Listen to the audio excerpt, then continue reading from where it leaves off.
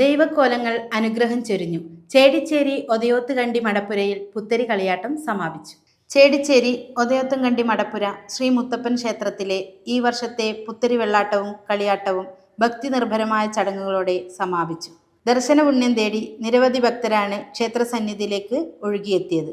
ഉത്സവത്തിന്റെ ഭാഗമായുള്ള പുത്തരി വെള്ളാട്ടത്തിന് ബുധനാഴ്ച തുടക്കമായി. അന്നേ ദിവസം രാവിലെ 6 മണിക്ക് ഊട്ടും വെള്ളാട്ടം നടന്നു. പ്രധാന ഉത്സവ ദിനമായ കളിയാട്ടത്തോടനുബന്ധിച്ച് വ്യാഴാഴ്ച പുലർച്ചെ ധർമ്മദൈവത്തിന്റെ പുറപ്പാട് നടന്നു.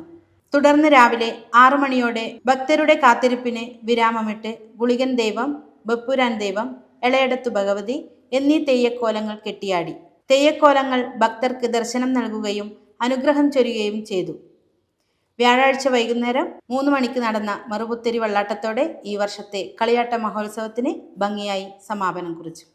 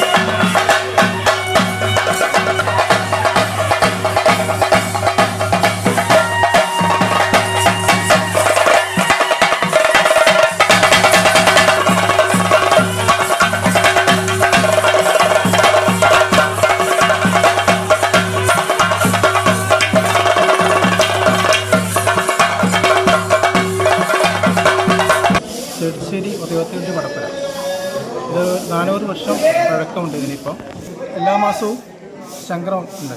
2 നേരവും പൈങ്കിറ്റി വിളക്ക്, അന്തി വിളക്ക് ഒക്കെ നടക്കുന്ന സ്ഥലമാണ്. എല്ലാ മാസങ്ങളിലും ശംക്രമം ഉണ്ട്. ശംക്രമ വെള്ളാട്ടം ഉണ്ടാവും വൈകുന്നേരം.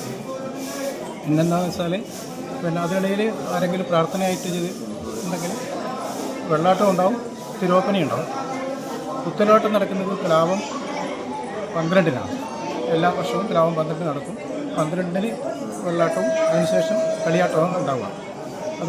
ആ കളിയാട്ടത്തിൽ ധർമ്മദൈവം, ബപ്പുരദൈവം, ഇടയടത്ത് ഭഗവതി, ഗുളികൻ ദൈവം എന്നീ തെയ്യങ്ങളാണ് എല്ലാ വർഷവും കെട്ടിയാടുന്നത്.